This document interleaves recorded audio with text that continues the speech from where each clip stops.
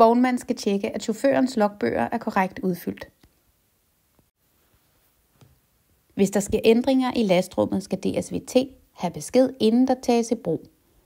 DSVT volumeafdeling skal have tjekket og godkendt lastrummet, før ibrugtagen af kørsel med GMP Plus FSA-sikret gods.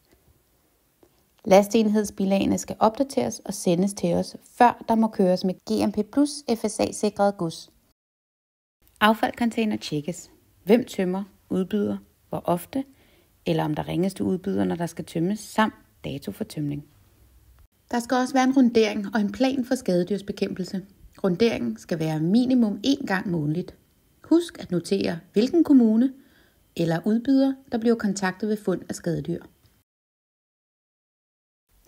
På kontroller og opgaver for vognmand skrives registreringsnummer af lastrum, hvor lastrummet holder, samt hvornår lastrummet, presenning, støvsæk er tjekket.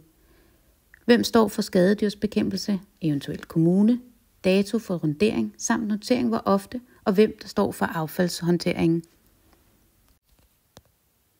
Alle kontroller og opgaver skal løbende udfyldes og sendes til gmp+dsvtransport.dk senest 1. oktober hvert år.